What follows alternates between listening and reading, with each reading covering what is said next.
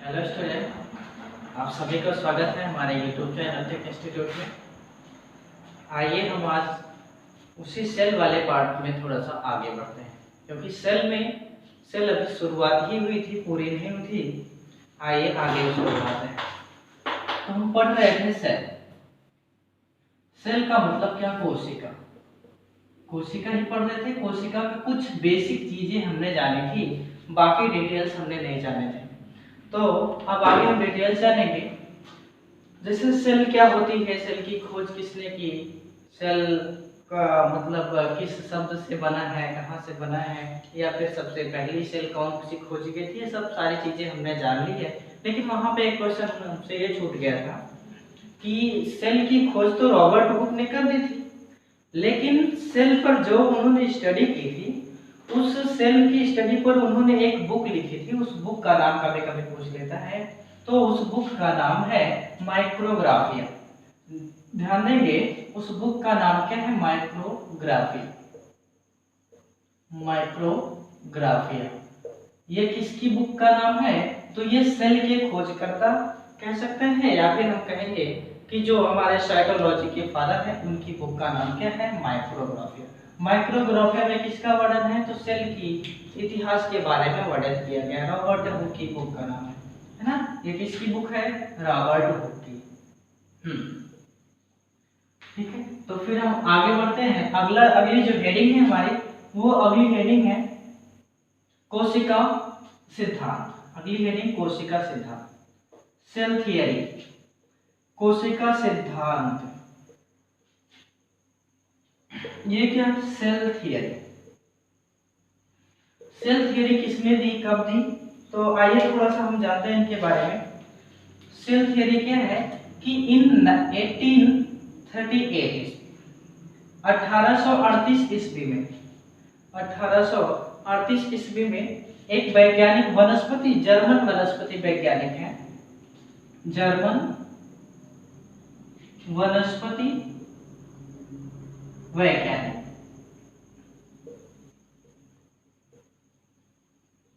German वनस्पति वैज्ञानिक स्लीडन के नाम से है। किस नाम से है? स्लीडन। जर्मन वनस्पति वैज्ञानिक स्लीडन ने क्या कहा कि पादप कोशिकाओं के बारे में एक सिद्धांत बताया। क्या? किन कोशिकाओं के बारे में? पादप कोशिकाओं के बारे में से एक सिद्धांत बताया। पादप कोशिका के बारे में एक सिद्धांत। वो सिद्धांत क्या था कि जो पादप का शरीर है, पेड़ पौधे का जो शरीर है, वो एक या एक से अधिक कोशिका से मिलकर के बना है। जो पादप का शरीर है वो क्या है? वो एक या फिर एक से अधिक कोशिका से मिलकर के क्या हुआ है? बना है। क्या? पादप का शरीर, है ना? किन्होंने दिया? स्लीडन ने दिया। ये कौन वैज्ञानिक थे? वनस्पति वैज्ञानिक थे। क्वेश्चन पूछा जा सकता है कि स्लीडन जो था वो कहाँ का वैज्ञानिक था? तो कहाँ का वैज्ञानिक था? जर्मन वैज्ञानिक। जर्मनी एक देश है, ठीक है। अब आगे एक दूसरे वैज्ञानिक आते हैं इन 1839 ईस्वी में। 1838 के बाद 1839 ईस्वी में एक वैज्ञानिक है स्वान। यहाँ पे स्लीडन है, यहाँ पे स्वान। इन्होंने भी जस्ट यही क्या दिया? यही नियम दिया। लेकिन क्या किया? ये भी एक वैज्ञानिक थे, लेकिन कौन से वैज्ञानिक है? ये यहाँ पर जर्मनी के ही थे, लेकिन जंतु वैज्ञानिक है। जंतु वैज्ञानिक थे। कैसा वैज्ञानिक थे? जंतु वैज्ञानिक। इन्होंने क्या दिया? इन्होंने जंतु कोशिका के बारे में वर्णन किया। किस कोशिका के बारे में? जंतु कोशिका के बारे में वर्णन किया। और फिर बताया भैया क्या? तो यही बताया कि जो जंतु का शरीर होता है वो एक या एक से अधिक कोशिका से मिलकर के बना होता है। किसने दिया? तो स्वान ने दिया। तो हम इन दोनों को मिलाकर के संयुक्त रूप से कह सकते हैं कि जो सेल थियरी दी थी वो किसने दी थी? स्लीडन तथा स्वान ने दी थी। सेल थियरी किसने दी थी? स्लीडन तथा स्वान ने दी थी। अब इन सेल थियरी में कुछ बातें जो इंपॉर्टेंट हैं वो अब हम जानते हैं कि पहली बात तो हमने बताई कि सभी जंतुओं का जो शरीर है वो एक या एक से अधिक कोशिकाओं से मिलकर के बना होता है। पहली बात क्या? कि सभी जंतुओं का शरीर सभी जंतु के स्थान पर प्राणी हम लिखते हैं ना। हाँ, सभी प्राणी का शरीर एक या एक से अधिक कोशिकाओं से मिलकर के बना होता है। एक या एक से अधिक कोशिकाओं से मिलकर के बना होता है। पहला नियम तो यहाँ पर ये है। सिद्धांत में 3 नियम मुख्य दिए गए थे। पहला तो हमने जाना, दूसरा क्या है? दूसरा नियम इन्हीं के अनुसार ही है। वो दूसरा नियम क्या कहता है कि शरीर की जितनी भी प्राणी की शरीर की जितनी भी जैविक क्रियाएं होती हैं, वो सारी की सारी जैविक क्रियाएं कहाँ पर घटित होती हैं? कोशिका में ही घटित होती हैं। तो यहाँ पर लिखेंगे प्राणियों के शरीर की सभी जैविक क्रियाएं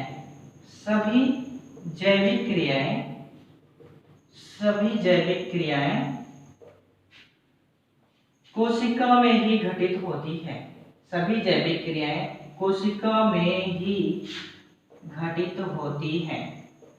घटित होती हैं। ये इसी सेल थियरी का दूसरा नियम है। आई बात समझ में? अगला एक तीसरा नियम भी यहाँ पर है, निकल कर आया है। वो नियम क्या कहता है कि जो एक कोशिका निर्माण की बात होती है, कोशिका निर्माण की मतलब मान लेते हैं कि यहाँ पर एक कोशिका है। अब इसी एक कोशिका के बाद दूसरी कोशिका कैसे बनेगी, दूसरी के बाद तीसरी कैसे बनेगी, इस तरह से कोशिका का निर्माण कैसे होता है उसके बारे में बात कही गई। तो यहाँ पे तीसरे नियम के अनुसार ये बात है कि प्रत्येक अगली कोशिका का निर्माण या नई कोशिका का निर्माण किससे होता है?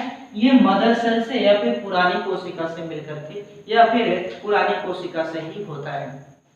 तो यहाँ पर लिखेंगे नई सेल्स का निर्माण या फिर नई कोशिकाओं का निर्माण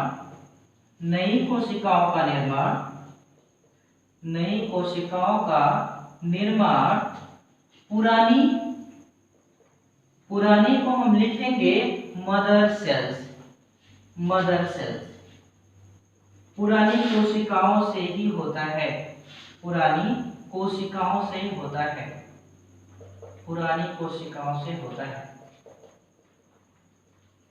आई बात समझ में भैया कि अगला नियम क्या कहता है कि नई कोशिकाओं का निर्माण क्या होगा? पुरानी कोशिकाओं से ही होता है।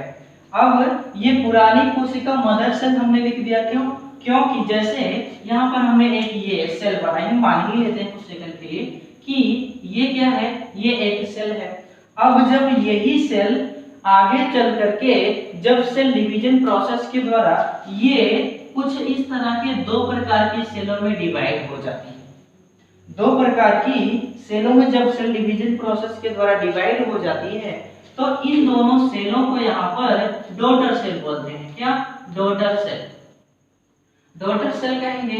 लेकिन जो ये डॉटर सेल यहाँ पर निकल कर आई है, ये कहाँ से आई थी? ये पहले इस सेल से आई, इसलिए इस सेल को यहाँ पर क्या कहा गया? सो इसलिए इस सेल को मदर सेल कहा गया, है ना।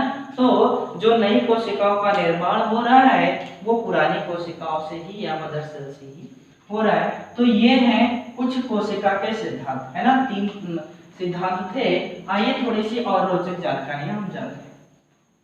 तो क्वेश्चन हमारा ये है कि कोशिका सिद्धांत किसने दिया? तो आप जो सिंपल सी बात सरल सा आंसर में बता सकते हैं कि कोशिका सिद्धांत 1838 और 39 ईस्वी में किसने दिया? स्लीडन तथा स्वान ने दिया। लेकिन कोशिका सिद्धांत को आगे किसने बढ़ाया? ये बात हम जानते हैं। कोशिका सिद्धांत को आगे बढ़ाने का विचार या फिर आगे किसने बढ़ाया? एक वैज्ञानिक है रुडोल्फ विर्चाउ। कौन से वैज्ञानिक हैं? रुडोल्फ विर्चाउ ने, इन वैज्ञानिक ने इन्हीं कोशिका के सिद्धांत को आगे बढ़ाया। क्या सिद्धांत को आगे बढ़ाया? जो तीसरा सिद्धांत हमने यहाँ पर देखा था उस सिद्धांत को इन्होंने ज्यादा सपोर्ट किया।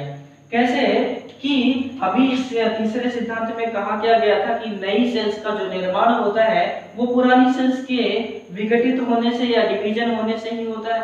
तो यही इन्होंने माना और इन्हीं को कहा जाता है कि स्लीडन तथा स्वान की कोशिका सिद्धांत को आगे बढ़ाने का श्रेय दिया गया। ठीक है, आगे बढ़ते हैं।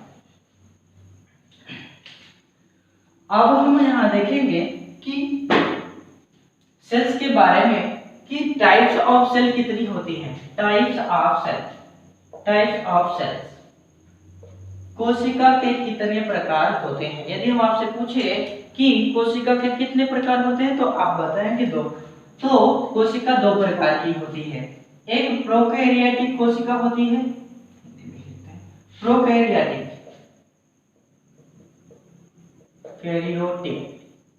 प्रोकैरियोटिक कोशिका, और फिर दूसरी यूकैरियोटिक कोशिका।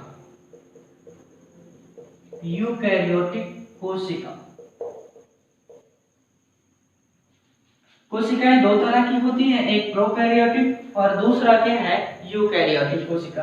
प्रो का मतलब यहाँ हम जो प्रो लिखा हुआ है इस प्रो को हम समझेंगे बिफोर से। प्रो को किससे समझेंगे, याद करने का एक सिंपल सा जरिया हम बनाए कि प्रो का मतलब क्या बिफोर।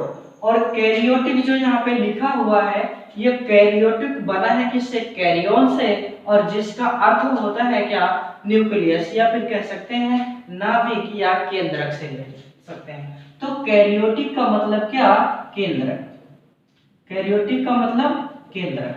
उसके बाद यूकैरियोटिक, यू का मतलब हम कहेंगे कि ट्रू से ले लेते हैं। ट्रू का मतलब वास्तविक या सत्य, तो यहाँ पे लिखेंगे वास्तविक। और फिर कैरियन का मतलब क्या, वही केंद्रक है ना, केंद्रक। अब यहाँ पर हम देखेंगे बिफोर को लिख सकते हैं पहले। अब जरा हम समझेंगे प्रोकैरियोटिक और यूकैरियोटिक में थोड़ा सा अंतर हमसे बार बार पूछता है कि प्रोकैरियोटिक और यूकैरियोटिक सेल में अंतर एक बताइए। तो सबसे पहली बात तो यही पहले लिखा है, तो पहले से हमको जाना है कि प्रोकैरियोटिक सेल्स में केंद्रक नहीं होते हैं। प्रोकैरियोटिक सेल्स में केंद्रक नहीं होते हैं। क्यों? क्योंकि जब केंद्रक की खोज ही नहीं हुई थी तब प्रोकैरियोटिक सेल्स की खोज हो चुकी थी या प्रोकैरियोटिक सेल्स बन चुकी थी, ऐसे हम कह सकते हैं। तो प्रोकैरियोटिक सेल्स में केंद्रक नहीं होते हैं। यहाँ पे यदि हम कहेंगे कि केंद्रक तो इनमें नहीं पाया जाता है। उसके बाद क्या नहीं पाया जाता है, माइटोकॉन्ड्रिया देखेंगे, माइटोकॉन्ड्रिया नहीं पाया जाता है। उसके बाद लवक देखेंगे तो नहीं पाया जाता है। उसके बाद केंद्रिका देखेंगे, केंद्रिका तो इसमें नहीं पाई जाती है। अब देखेंगे कि केंद्रक हो गया, माइटोकॉन्ड्रिया हो गया, लवक हो गया या फिर केंद्रिका हो गई, तो इनमें नहीं पाए जाते हैं। एंडोप्लाज्मिक रेटिकुलम इनमें नहीं पाई जाती है। किसमें, तो प्रोकैरियोटिक सेल्स में। इसी तरह से इसका जस्ट अपोजिट क्या है, यूकैरियोटिक सेल है। अब इस यूकैरियोटिक सेल में वास्तविक केंद्रक होता है। वास्तविक केंद्रक का मतलब कि इन यूकैरियोटिक सेल्स में केंद्रक पाए जाते हैं। उसके बाद माइटोकॉन्ड्रिया भी पाया जाता है, माइटोकॉन्ड्रिया भी पाया जाता है, माइटोकॉन्ड्रिया पाया जाता है। उसके बाद केंद्रिका भी पाई जाती है, केंद्रिका भी पाई जाती है। उसके बाद फिर क्या पाई जाती है, लवक पाए जाते हैं। उसके बाद इंडोप्लाज्मिक रेटिकुलम भी पाए जाते हैं, है ना, इंडोप्लाज्मिक रेटिकुलम, इंडोप्लाज्मिक रेटिकुलम भी इनमें पाए जाते हैं। तो एक सिंपल सा यहाँ पर हम अंतर देख चुके हैं कि केंद्रक किसमें पाया जाता है, किसमें नहीं पाया जाता है। तो आप सरल सा आंसर बता सकते हैं, केंद्रक प्रोकैरियोटिक सेल्स में नहीं पाए जाते हैं, यूकैरियोटिक सेल्स में पाए जाते हैं। माइटोकॉन्ड्रिया प्रोकैरियोटिक में नहीं, यूकैरियोटिक में हाँ। फिर लवक, केंद्रिका प्रोकैरियोटिक सेल्स में नहीं, ये सब इसमें पाया जाता है। ठीक है, आगे प्रोकैरियोटिक सेल्स जो होती है ये इनकी तुलना में छोटी होती है। इनका जो साइज और शेप होता है प्रोकैरियोटिक सेल्स का वो छोटा होता है। तो इसकी साइज या फिर इसका आकार छोटा होता है, आकार छोटा होता है। उसके बाद प्रोकैरियोटिक सेल्स का जब आकार छोटा होता है तो इसका मतलब यूकैरियोटिक सेल्स का साइज जो होती होगी वो बड़ी होती है, साइज बड़ी होती है या अपेक्षाकृत बड़ी होती है। अपेक्षाकृत बड़ी होती है। इस तरह से आगे और भी हैं एक आध दो, उनको भी देख लेते हैं।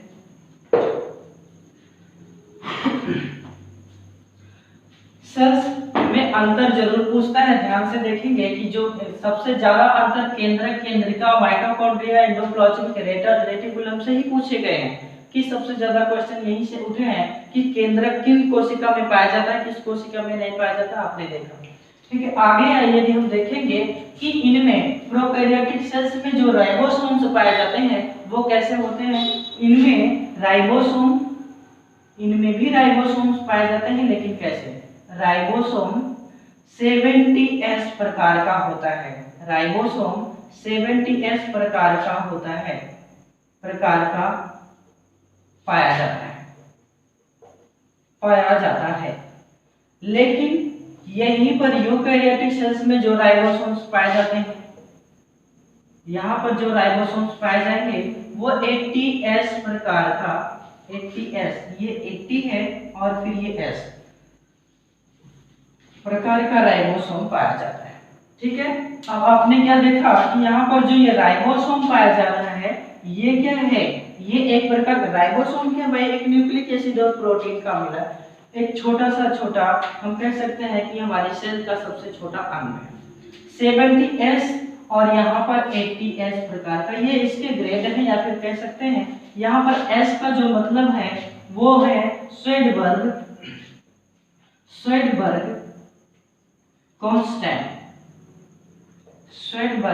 कांस्टेंट, यहाँ पर भी वही S का मतलब है स्वेडबर्ग कांस्टेंट, है ना। अब ये स्वेडबर्ग कांस्टेंट क्या होता है। स्वेडबर्ग कांस्टेंट हम कहेंगे कि एक यूनिट होती है जिस यूनिट के माध्यम से राइबोसोम के आकार को ज्ञात किया जाता है, जिस यूनिट के माध्यम से राइबोसोम के आकार को ज्ञात किया जाता है। ठीक है, तो ये कुछ अंतर थे प्रोकैरियोटिक और यूकैरियोटिक सेल्स में। कोशिकाएं यही दो प्रकार की होती है।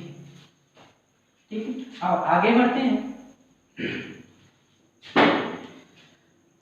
सेल के बाद अब आता है कि सेल के जो पार्ट कितने होते हैं। अभी ये तो टाइप्स थे, लेकिन अब इसके कौन कौन से अंग हैं, है ना।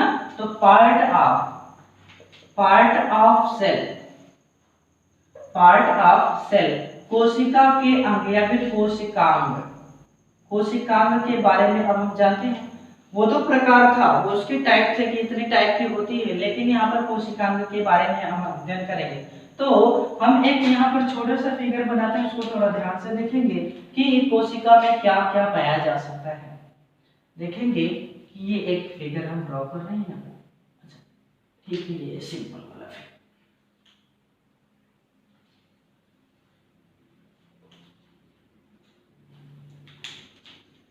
कोशिका के अंग यहाँ पर स्पष्ट रूप से दिखाई देंगे आपको, थोड़ा ध्यान से देखेंगे तो सरल शब्दों में दिखाने की कोशिश कीजिए।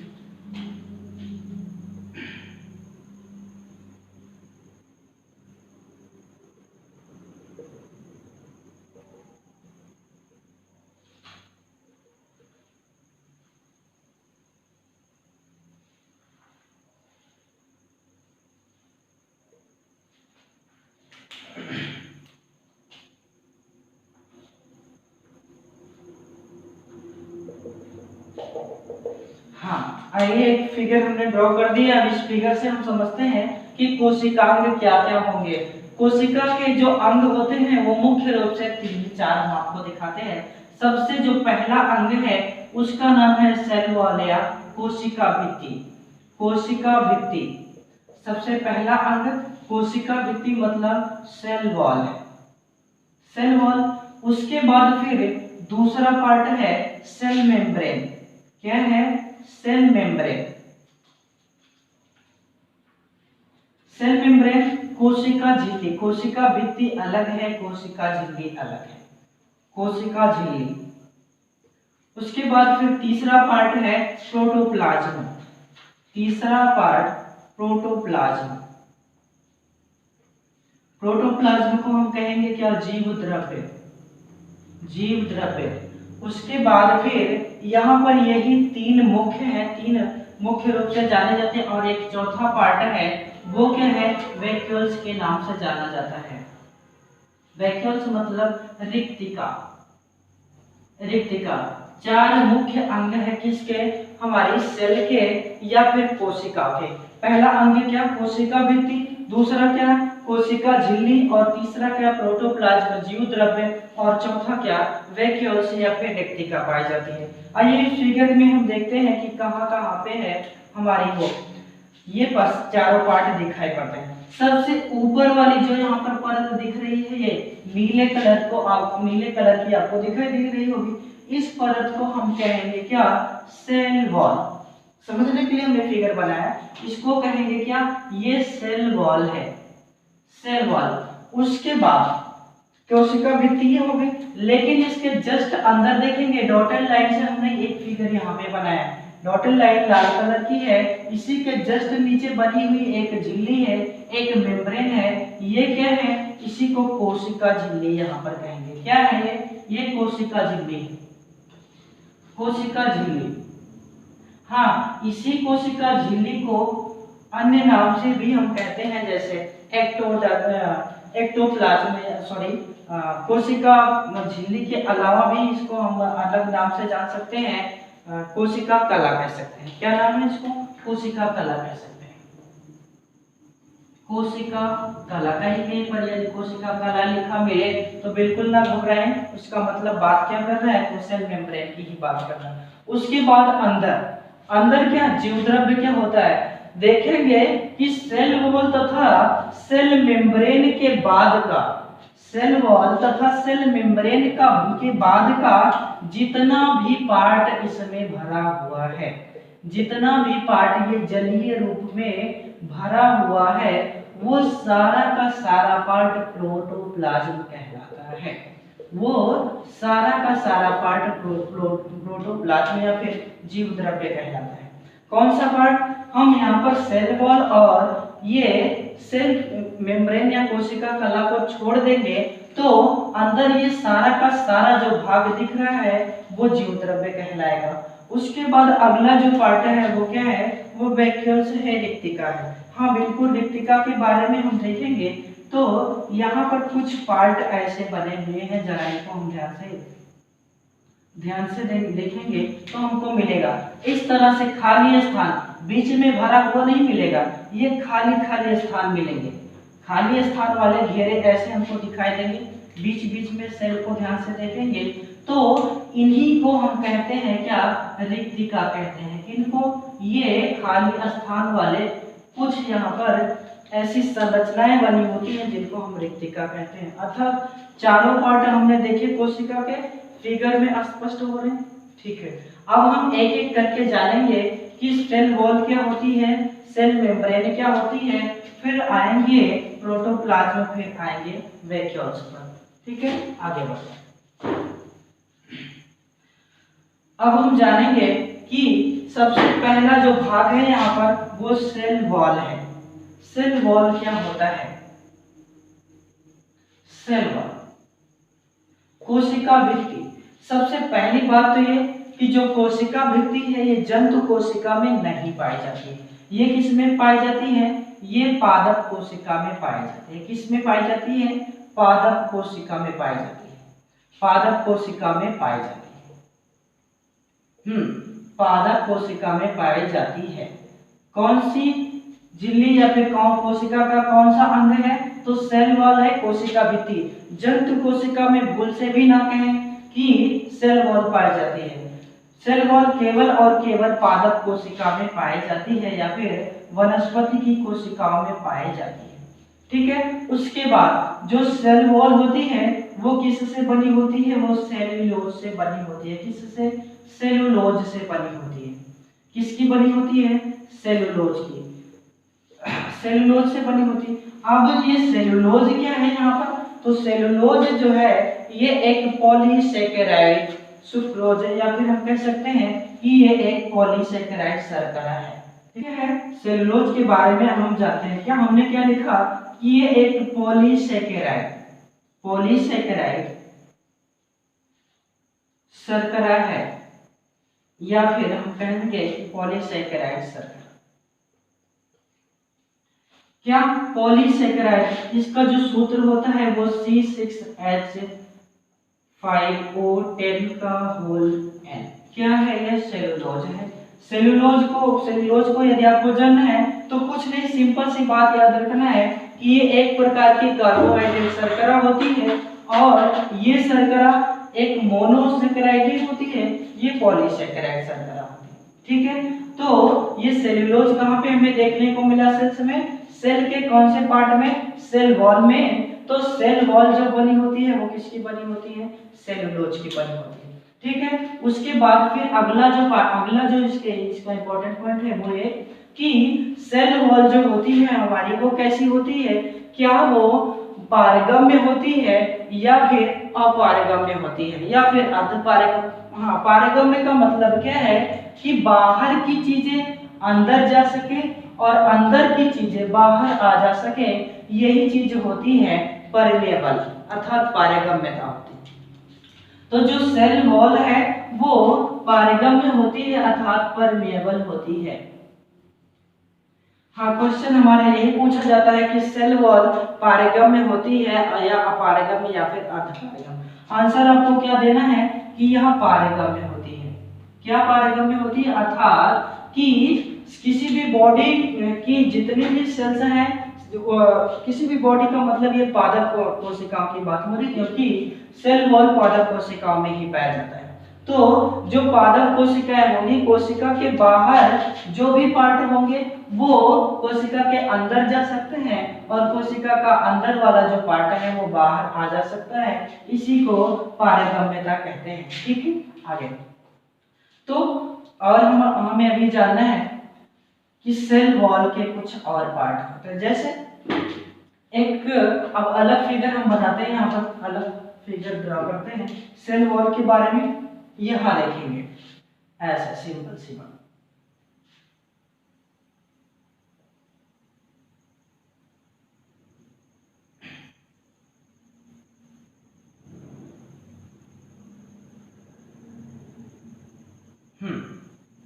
देखेंगे यहाँ पर तो हम इसको इस वाले बीच वाले भाग को देख रहे हैं, यहाँ पर जो हम डॉटेड लगा है, इन डॉटेड को जरा ध्यान से देखेंगे,